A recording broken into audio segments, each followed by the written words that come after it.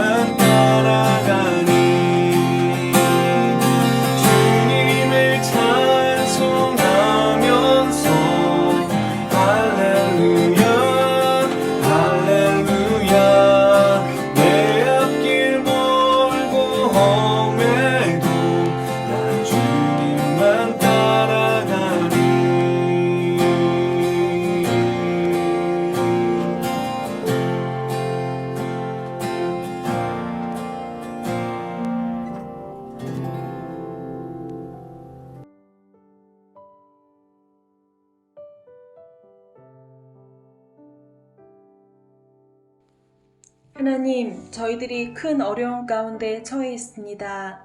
이게 이렇게 큰 문제가 될 줄 몰랐습니다. 우리의 힘으로 쉽게 해결할 수 있는 문제인 줄로 알았습니다. 우리의 과학으로, 우리의 경제적인 능력으로 능히 해결할 수 있을 줄 알았습니다. 그래서 하나님께 도와달라고 기도하지 못했습니다. 하나님, 우리가 교만했습니다. 우리가 어리석었습니다. 우리의 교만함과 어리석음을 용서하여 주시옵소서. 용서하여 주시고 도와주시옵소서. 우리를 구원해 주시옵소서. 여호와께서 집을 세우지 아니하시면 세우는 자의 수고가 헛되고 여호와께서 성을 지키지 아니하시면 파수꾼의 경성함이 허사임을 믿습니다. 우리나라 의료인들과 공무원들이 죽을 힘을 다하여 싸우고 있습니다. 하나님, 저들을 도와주시옵소서. 저들의 수고와 헌신이 헛되지 않도록 도와주시옵소서.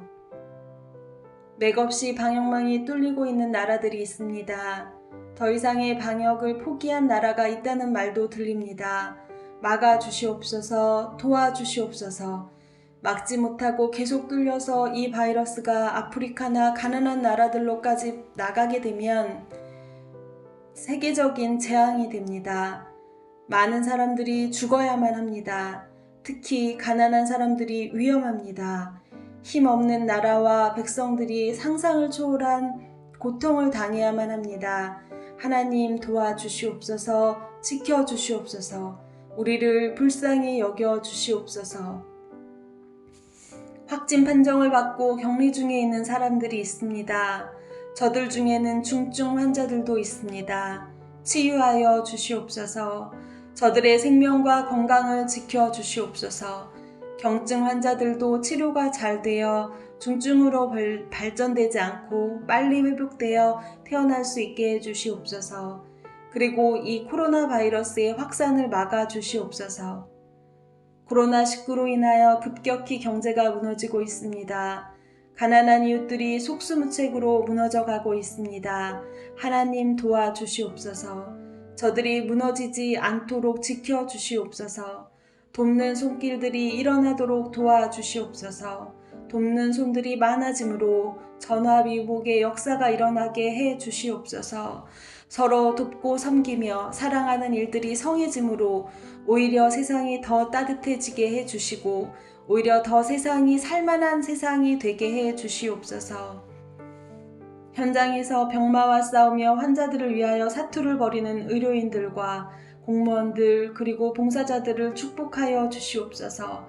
지치지 않도록 힘을 주시고 저들의 건강을 지켜 주시옵소서.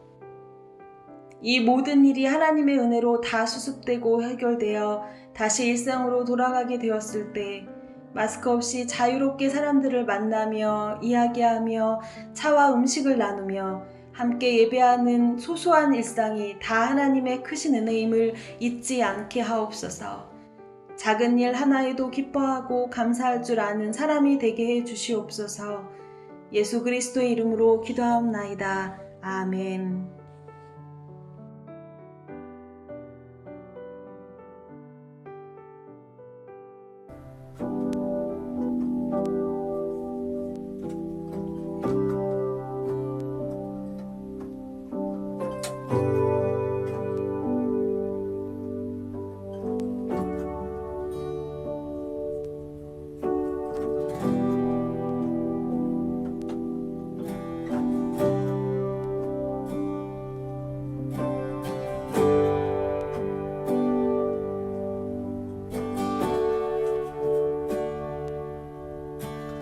주님의 뜻 알기 원하니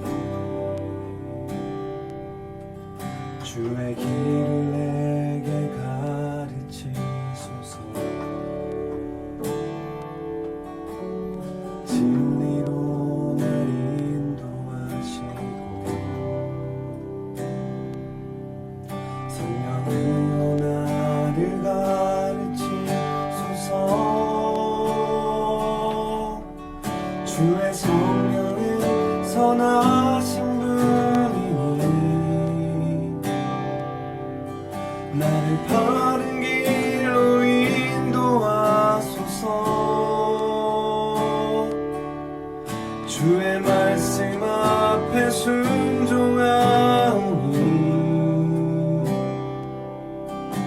기쁨으로 깨닫게 하소서. 나의 하나님 주의 뜻을 행하도록 가르치소서. 나의 구원자 되시니 내가 평생 주를 바라봅니다.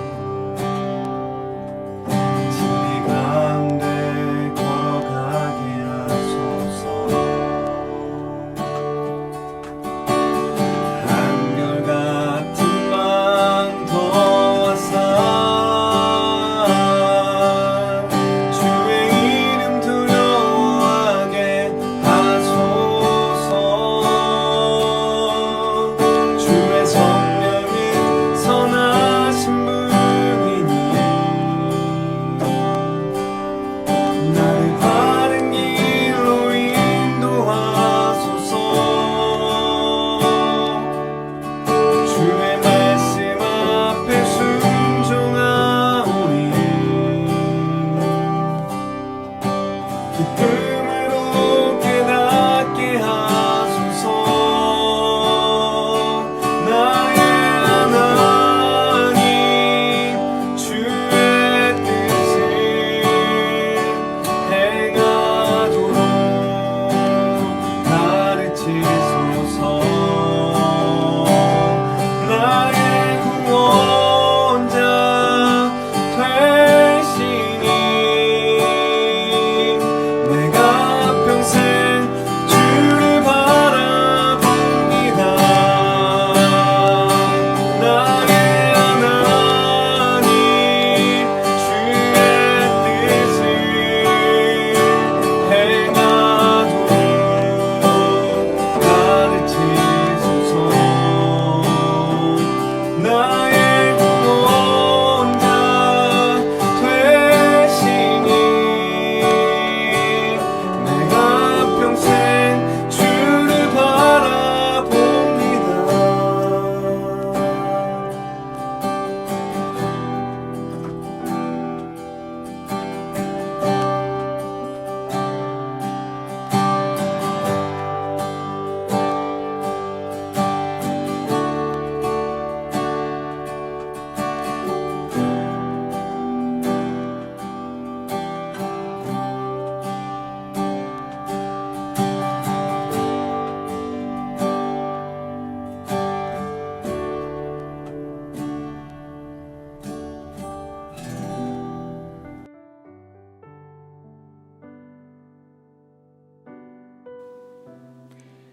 사랑의 주님, 어려운 시기에 주님의 전에 나아가 예배하진 못하지만 정해진 시간을 기억하고 주님을 예배하고자 각자의 처소에서 예배의 시간을 지키게 하심을 감사드립니다.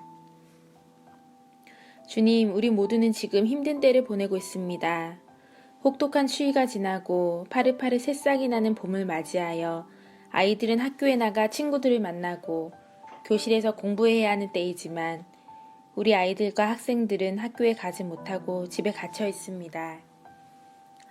부모들은 아이들과 매일매일 씨름하며 몸과 마음이 지쳐가기도 합니다.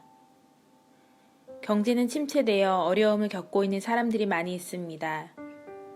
교회는 모이지 못한 까닭에 우리의 마음도 움츠러들고 이 시기가 언제 끝날지 몰라 답답함과 두려움이 커집니다. 주님, 우리를 긍휼히 여겨주시기를 간구합니다. 이 일을 위해 수고하는 의료진들과 방역당국, 그 밖의 모든 이들에게 각자의 역할에 필요한 능력을 충만히 주시어 수고의 열매를 맺게 하시고 지치지 않는 힘과 마음을 주시어 끝내 이 싸움에서 승리할 수 있도록 인도해 주시기를 기도합니다. 육체의 고통을 겪고 있는 자들에게는 주님의 치유하심이 있기를 기도합니다. 우리는 피조물에 불과하오니 능력의 주님께서 우리를 긍휼히 여겨주시어 치유하시고 회복시켜 주시기를 기도합니다. 그러나 주님 감사드립니다. 힘든 때이지만 그럼에도 불구하고 옆을 돌아보고 함께 할 수 있는 시간을 주심에 감사드립니다.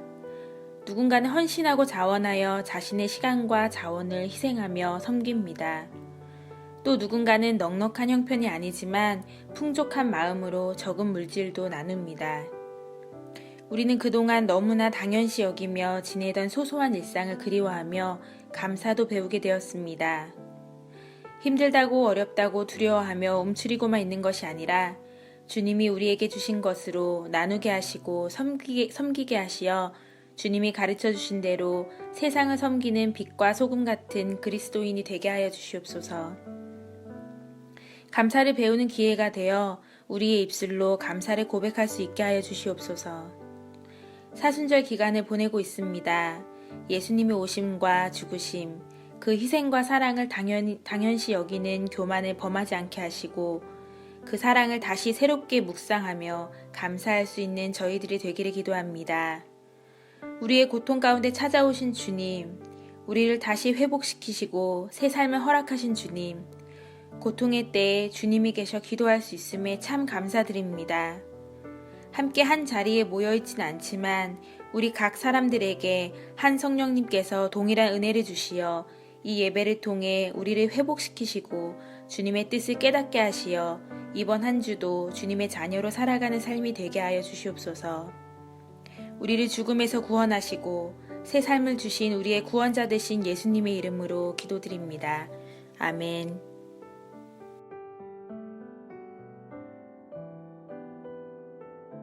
안녕하세요. 오늘도 온라인 예배를 드리게 되었습니다. 온라인 예배를 몇 주 동안 함께 하면서 여러분과 함께 했던 사소한 것들이 참 그립습니다. 함께 예배를 드리고 함께 밥을 먹고 함께 수다를 했던 그 일상이 저의 삶에 참 소중한 일이었다는 것을 다시 한번 느끼게 되었습니다. 곧 다시 만나서 여러분과 함께 그 소중한 사소한 일상들을 다시 누리고 싶습니다. 지금 저희가 하고 있는 이 사회적 거리두기가 얼마나 더 지속해야 할지 잘 알지 못합니다. 하지만 이때 개인적으로 하나님과 나 사이를 다시 한번 더욱 깊게 만들어갈 수 있는 시간이 되기를 기대합니다. 우리가 이때 하나님을 예배할 수 있는 힘을 진정으로 키워갈 수 있는 시간이 되기를 기대합니다. 오늘은 여러분과 함께 여호수아 말씀을 함께 나누려고 합니다. 모세는 모세오경을 통해서 이스라엘 백성들에게 하나님을 소개해 주었습니다. 하나님이 어떤 분인지, 하나님이 어떤 일을 하셨는지 그들에게 알려줍니다. 아니, 알려주어야 했습니다. 왜냐하면 이스라엘 백성들은 하나님에 대한 오해가 있었습니다. 그들은 이집트에서 노예로 생활을 했습니다. 고된 노동이 주된 일이었고 부족한 식량이 그들의 상황이었을 것입니다. 그리고 이집트인들의 그 차별과 무시가 그들을 참 어렵게 만들었을 것입니다. 그것뿐만 아니라 힘든 일을 겪어야 했습니다. 태어난 지 2년이 되지 않은 남자아이들을 강제로 죽이는 일들을 그 가족들은 지켜봐야 했고 아무것도 못하는 무력감을 느꼈을 겁니다. 그때 이스라엘 백성들은 하나님께 질문을 하겠지요. 하나님, 어디 계신가요? 하나님, 살아계신 겁니까? 하나님, 우리가 믿는 하나님은 왜 이렇게 힘이 없고 약한가요? 라고 말을 했을 것입니다. 그들은 하나님이 그들의 고통에 대해서 무관심하다고 생각을 했을 것이고 하나님은 도대체 이해할 수 없는 분이야 라고 말했을지 모릅니다. 그때와 다르지만 오랜 시간이 지난 지금의 우리의 삶에서도 비슷한 마음을 가지고 있습니다. 여러분은 그렇게 생각하신 적 없으신가요? 하나님 어디 계시나요? 하나님 살아계시긴 한 겁니까? 왜 이렇게 하나님 힘이 없으십니까? 아니면 하나님 정말로 나를 아시나요? 내가 이렇게 힘들어하는 것을 하나님은 정말로 아시나요? 그런데 이렇게 가만히 두세요? 라고 우리 또한 그들과 비슷하게 질문할지 모릅니다. 모세오경은 그런 그들에게 하나님을 알려줍니다. 그들의 조상 아브라함과 이삭과 야곱과 요셉과 함께 하셨던 하나님을 모세오경을 통해서 알려줍니다. 지난 몇 주 동안 나눴던 설교 말씀은 그 내용들이었습니다.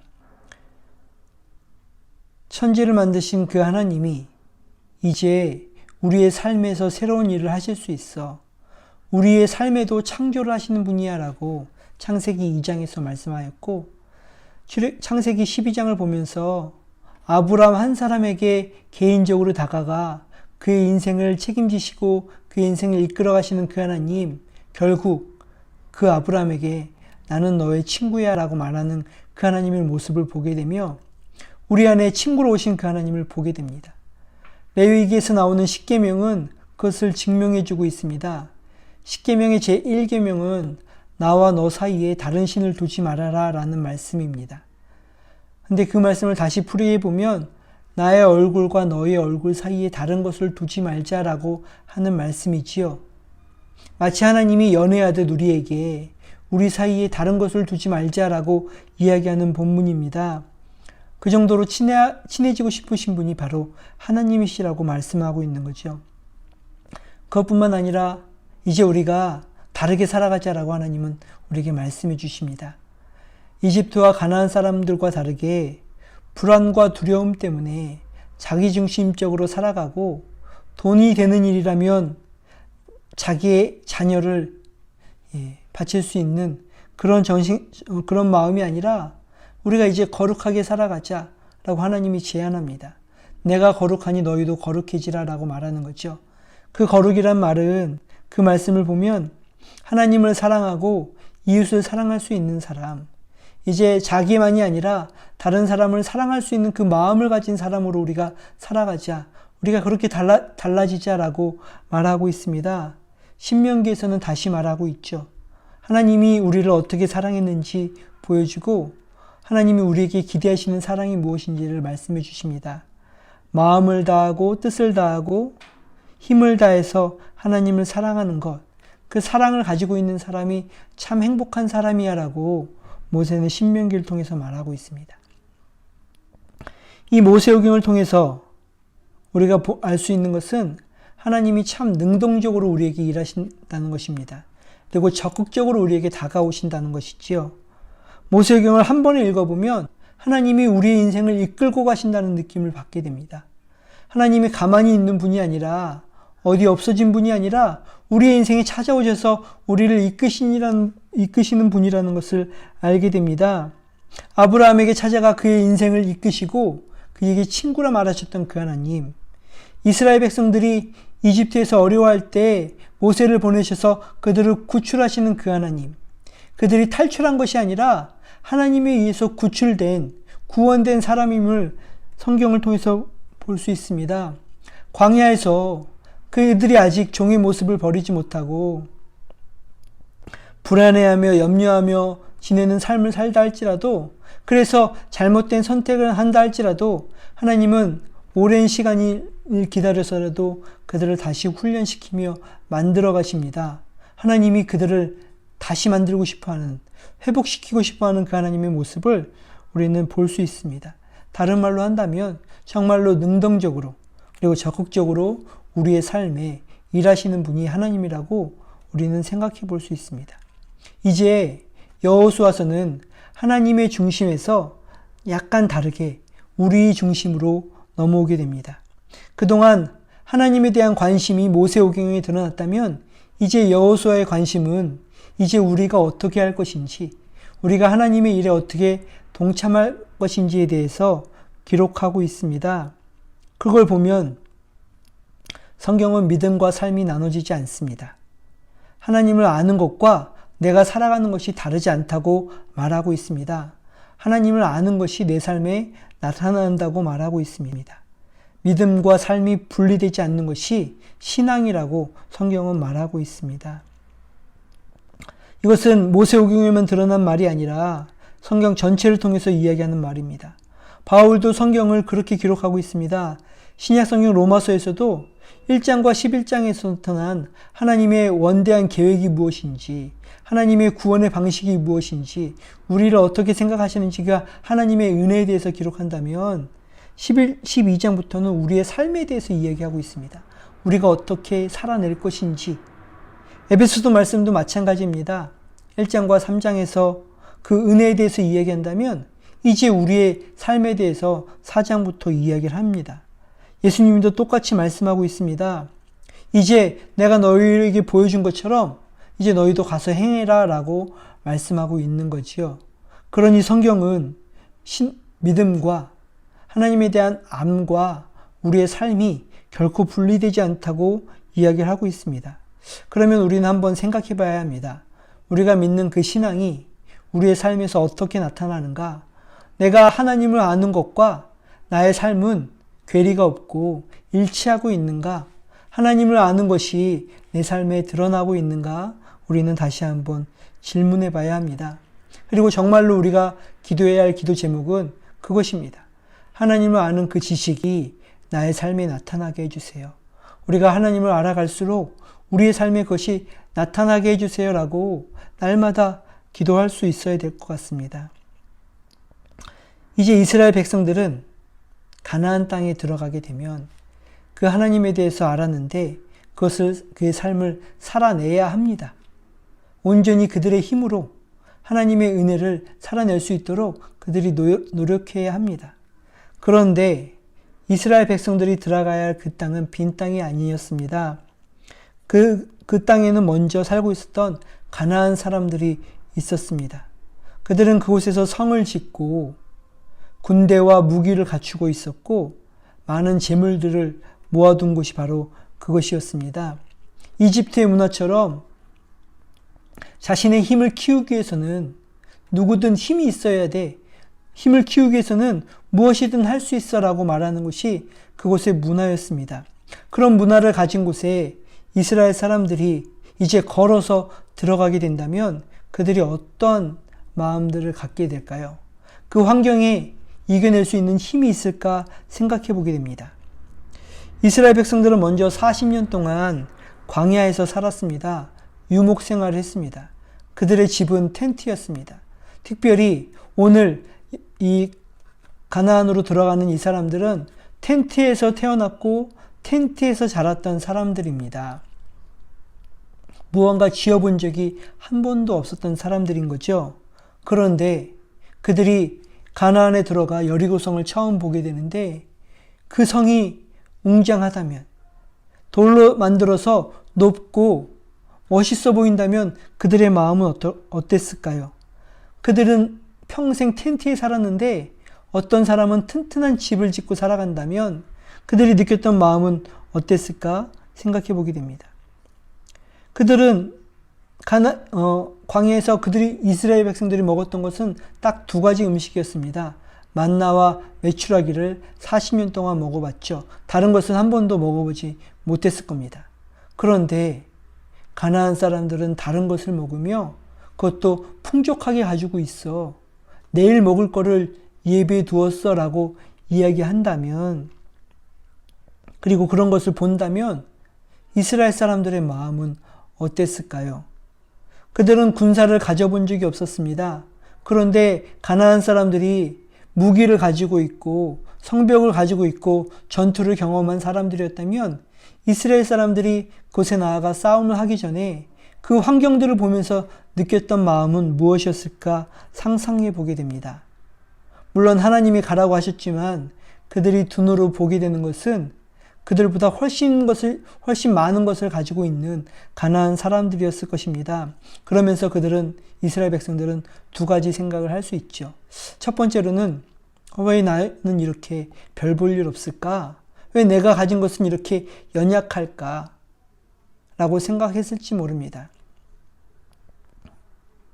또 하나 생각하는 것은 나도 저렇게 되고 싶구나 라고 생각할지 모릅니다. 하나님이 주신 그 가나안 땅에 들어가 나도 가나안 사람들처럼 튼튼한 성을 짓고 살고 그들처럼 튼튼한 군대를 가지고 살고 그들처럼 내일도 뭔가를 먹을 수 있는 양식, 풍부한 양식을 준비해 두며 살아가면 얼마나 좋을까라는 생각을 했을지 모릅니다. 어쩌면 그게 당연한 것 같습니다. 그런데 이스라엘 백성들이 그렇게 가나안 땅에 들어가게 된다면 그곳에서 아마 그렇게 죽었을지 모릅니다. 전쟁을 제대로 하지도 못하고 그 땅에 하나님이 주셨지만 차지하지 못하고 부러워하면서 졌을지 모릅니다. 그들의 마음이 이미 무너졌을지 모릅니다. 그들에게 주어졌던 환경의 신호가 너무 강력해서 그들이 스스로 비참하게 여길지 모릅니다. 그런 가운데 여호수아는 기록하고 있는 말씀입니다. 하버드 대학교의 심리학자였던 로버트 로즐손이라는 사람이 한 가지 실험을 하게 됩니다. 로즐손의 손가락이라고 불리우는 실험입니다. 그는 샌프란시스코로 가서 한 초등학교에서 20% 정도 되는 학생의 명단을 무작위로 뽑습니다. 그들이 어떤지 조사하지 않고 무작위로 그 명단을 뽑습니다. 그리고 선생님들에게 그 명단을 다시 주면서 이야기하는 거죠. 이 아이들은, 저는 하버드 대학 교수인데 이 아이들은 IQ가 높은 학생들입니다. 잘 관찰해 주세요 라고 이야기하고 갑니다. 그리고 나서 8개월 뒤에 다시 한번 그 학교에 방문하자 그가 주었던 명단에 있던 학생들의 성적은 모두 오르게 됩니다. 그리고 성적이 오르게 됩니다. 로즐손이 한 것은 다른 게 없고 그냥 이 아이들은 특별한 것 같습니다 라고 이야기해 준 거죠. 그런데 선생님들은 그것을 받아들이게 되고 그 아이들에게 특별하게 대우해 주게 됩니다. 특별한 대우를 받았던 그 아이들은 성적이 또 올라가게 되는 거죠. 왜냐하면 특별한 사람으로 생각하니까요. 근데 반대의 실험도 하게 됩니다. 그는 하버드에 있는 학생들에게 가서 하버드 대학은 성적이 특별한 아이들, 우수한 아이들이 들어오는 그 학교인데 그 학교에 있는 학생들에게 너는 특별하지 않아. 지금까지는 특별한 세상에서 살았겠지만 여기 학생들은 다 이러니 너는 평범해 라고 주입을 하고 신호를 보내는 겁니다. 그러자 한 학기가 지나자 그 학생들 모두 성적이 떨어지는 것을 이 교수는 실험하게 됩니다. 이 교수는 이 실험을 통해서 우리에게 하고 싶은 것은 무엇이었냐면, 말하고 싶은 것이 무엇이냐면, 우리의 재능보다, 우리의 노력보다 더 중요한 것은 어쩌면 환경의 신호라고 말하고 있는 것입니다. 신호의 힘이 너무 강력하다는 것을 말해주고 있는 것입니다. 이스라엘 백성들은 그들의 환경에 의해서 받아들이게 되는 신호의 힘이 강력했을지 모릅니다. 저들은 성을 가지고 있고 그들은 군대를 가지고 있고 많은 식량을 보유하고 있으니 저들이 이길 수 있어. 우리가 저들을 이길 수 있을까? 아니, 나도 저들처럼 되고 싶다라는 그 마음을 가지게 되며 그러지 못한 자기의 자신을 보며 실망했을지 모릅니다. 우리 또한 현실을 살아가면서 이러한 신호들을 받게 됩니다. 전 세계가 이렇게 어려운데 우리는 과연 잘 살아갈 수 있을까? 제가 제일 많이 했던 말 중에 하나가 그런 거였던 것 같아요. 저렇게 아파트가 많은데 저 중에 왜 내 건 하나 없을까? 저렇게 아파트가 비싼데 과연 살 수 있을까? 아니면 우리는 이렇게 얘기합니다. 저들은 저렇게 잘 살아가며 행복하게 살아가는데 왜 나는 행복하지 않을까? 왜 나는 유별나게 관계가 이렇게 어려운 걸까? 라고 말할지 모릅니다. 만약 우리가 그렇게 바라보고 그렇게 살아간다면 우리의 삶에 하나님의 은혜가 나타날 방법이 없습니다. 성경은 하나님을 아는 지식과 우리의 삶이 일치되기 원하는데 우리가 그 신호들만 받고 산다면 우리의 삶에 하나님의 은혜가 나타날 방법이 없습니다. 그러면 어떻게 해야 하는가? 이스라엘 백성에게 하나님은 이렇게 말씀하고 있습니다. 여호수아서 1장 8절에서 9절 말씀입니다. 오늘은 9절 말씀부터 먼저 보도록 하겠습니다. 내가 너희에게 굳세고 용감하라고 명하지 않았느냐? 너는 두려워하거나 낙담하지 말아라. 내가 어디로 가든지 너희 주 나 하나님이 함께 있겠다 말씀합니다. 이 말씀은 이렇게 볼 수 있습니다. 그런 주변의 환경 신호가 아니라 하나님이 또 다른 신호를 그들에게 보내고 있는 거죠.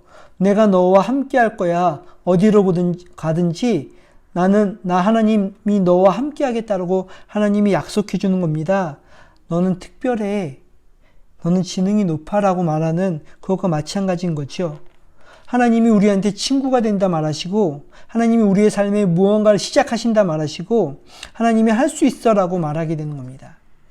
만일 이 신호를 제대로 받게 된다면, 이 신호를 알게 된다면 이것이 우리의 인생을 달라지게 하고 이스라엘 백성들을 달라지게 할 수 있다 말하고 있습니다.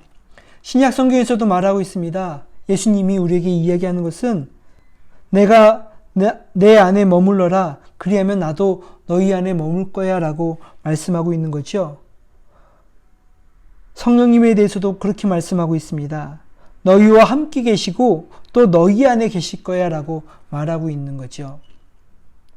다른 말로 한다면 하나님이 우리를 특별하게 생각하시고 우리와 함께 하신다고 말하고 있습니다. 그리고 그것이 우리의 삶의 힘이라고 8절에서 말하고 있습니다. 그래서 이 율법책의 말씀 8절에 이 율법책의 말씀을 늘 읽고 밤낮으로 그것을 공부하여 이 율법책에 쓰여진 대로 모든 것을 성심껏 실천하여라. 그리하면 내가 가는 길이 순조로울 것이며 내가 성공할 것이다. 다른 말로 한다면 하나님의 방법과 하나님의 은혜가 우리에게 있으면 우리의 삶에 그것이 우리의 삶을 인도해 갈 거야 라고 말하는 말씀입니다. 다른 말로 한다면 하나님의 은혜가 우리의 삶에 나타납니다 라고 말하는 거죠. 다른 것이 아니라 하나님과 우리가 친해지면 하나님의 은혜가 우리의 삶에 나타난다고 말하고 있는 것입니다. 다른 말로 한다면 나의 삶을 하나님의 은혜로 인해서 살아가야 된다고 말하는 것입니다. 나의 삶이 그냥 살아가는 것이 아니라 하나님과 나의 관계를 통해서 내 삶이 드러나야 된다고 말하고 있는 거죠. 나의 삶이 100% 하나님의 은혜에 의해서 살아간다고 말하는 말씀입니다. 우리가 예배를 통해서 제자훈련을 통해서 좋은 감정과 좋은 느낌을 가지고 그 다음날 그냥 일상을 살아가는 것이 아니라 우리의 삶이, 우리의 일상이 좋은 예배가 될 수 있도록 만들어야 된다라고 말하는 말씀입니다. 우리가 하나님의 은혜로 살아갈 수 있다고 말하는 거죠. 여호수아서를 전체를 읽어보면 이들의 무기는 다른 것이 아니라 하나님과 친함이었습니다. 무기도 변변치 않았고 군사훈련도 제대로 받지 못하였지만 그들은 가나안을 하나씩 정복해 가게 됩니다. 식량도 없었지만 가나안을 정복해 나가게 됩니다. 그들이 할 수 있었던 가장 큰 무기는 하나님과 친하다는 것이었습니다. 하나님이 그들을 향해서 손가락을 대고 너는 특별해라고 말했다는 것을 이들이 이해하는 거지요. 그 신호를 받게 되자 가나안을 정복할 수 있는 사람이 되게 됩니다. 그들의 무기는 하나님과 친함이었습니다. 그리고 그것이 가나안을 정복할 수 있는 능력이었습니다. 오늘을 살아가는 우리에게 하나님은 다시 한번 여호수아처럼 손가락을 대시며 우리에게 말하고 있습니다. 이 율법책을 너의 입에서 떠나지 말게 해. 그러면 너의 인생에 길들이 생기게 될 거야. 그리고 그 길들은 하나님의 길로 연결될 거야 라고 말하고 있는 거죠. 그러니 두려워하거나 낙심하지 말아라. 내가 너와 함께 있어 라고 하면서 당당하게 나아가게 되는 거죠. 우리는 어떠한 마음으로 살아가고 있습니까? 주변을 바라보며 불안해하며 두려워하는 마음입니까? 아니면 하나님의 우리에게 되는 이 손가락을 느끼며 그 힘으로 살아가고 있는지요? 하나님은 우리에게 기대합니다. 주변을 바라보며 두려워하는 마음으로 살아가는 것이 아니라 하나님의 손가락을 느끼며 그것을 무기로 이 어려운 상황을 이겨나가는 삶을 기대하는 것, 하나님이 우리에게 기대하는 일이십니다. 모세오경을 통해서 적극적으로 일하셨던 그 하나님이 이제 오늘은 우리의 등에 손을 대시며 말씀하고 있고 우리와 함께 나아가자 이야기하는 것입니다. 여러분, 침체되어 있고 어려운 상황입니다. 하지만 우리에게는 하나님의 손가락이 있음을 여호수아를 통해서 다시 한번 여러분과 함께 나누고 싶습니다. 그 손가락의 힘으로, 하나님이 되시는 그 손가락의 힘으로 우리가 특별함을 생각하고 이 땅에서 온전히 살아갈 수 있는 우리가 되었으면 합니다.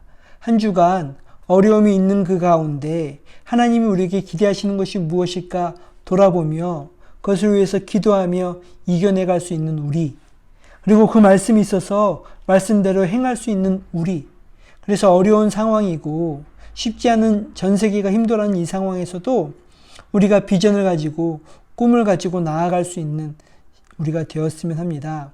분명히 여호수아의 때처럼 지금의 상황은 만만치 않은 상황이지만 여호수아의 말씀처럼 하나님과 친함으로 또한 그의 말씀으로 하나씩 정복해 나가는 삶을 우리의 일상 가운데 만들어 갔으면 합니다. 우리의 가족 가운데, 우리의 직장 가운데 특별히 내 안에 하나님의 은혜로 살아갈 수 있는 그 능력을 만들어 가기 원합니다. 아니, 하나님이 우리에게 만들어 가신다고 여호수아서와 모세오경을 통해서 이야기하고 있습니다. 그 손가락의 힘을 기대하며 나아갔으면 합니다. 이사야서 43장 1절에 이렇게 말씀하고 있습니다. 내가 너를 지명하여 불렀나니 너는 내 것이라. 그러니 아무것도 두려워하지 말아라 말씀하고 있습니다. 우리를 지명하신 그 하나님을 다시 한번 생각하며 우리에게 손가락을 대시며 그 손가락을 느끼며 다시 한번 나아갈 수 있는 우리가 되었으면 합니다. 함께 기도하죠. 하나님, 오늘 이스라엘 백성들이 주변 환경의 영향이 아니라 하나님이 인도하시는 그 힘을 받으며 살아갔던 것을 다시 한번 보게 됩니다. 하나님, 우리는 무엇을 바라보며 살고 있습니까? 우리 주변에 느끼는 그 두려움과 불안함이 아니라 정말 하나님께서 우리를 지명하여 불러셨던 그것들을 믿고 나아갈 수 있는 우리가 되게 하여 주시옵소서. 여호수아서는 그 믿음의 고백들이 있는 말씀들입니다. 사도행전은 그 능력들이 드러났던 말씀들입니다. 하나님, 성경에 있는 그 기록들이 우리의 삶에 나타날 수 있도록 주께서 인도하여 주시옵소서. 감사합니다. 예수님의 이름으로 기도드립니다. 아멘.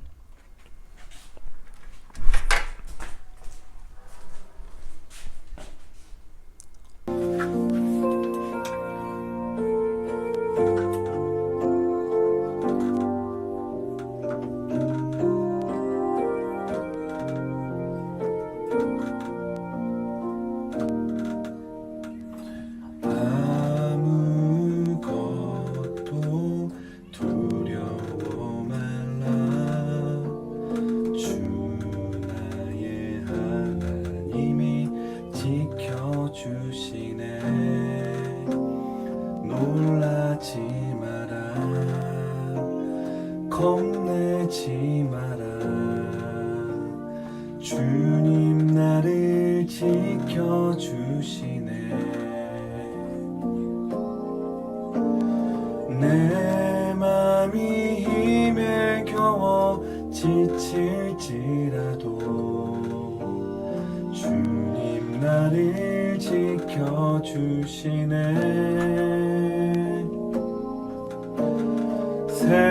세상의 험한 풍파 몰아칠 때도 주님 나를 지켜주시네.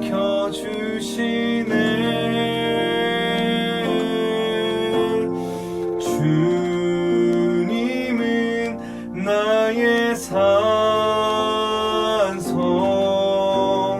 주님은 나의 요새,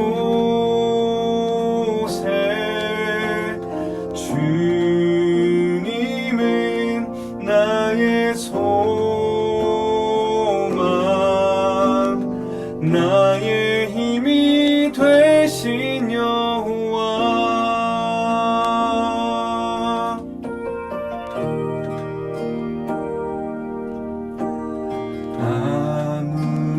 아무것도 두려워 말라. 주 나의 하나님이 지켜주시네. 놀라지 마라. 겁내지 마라. 주님 나를 지켜주시네. 내 맘이 힘에 겨워 지칠지라도 주님 나를 지켜주시네. 세상의 험한 풍파 몰아칠 때도 주님 나를 지켜주시네. 주님은 나의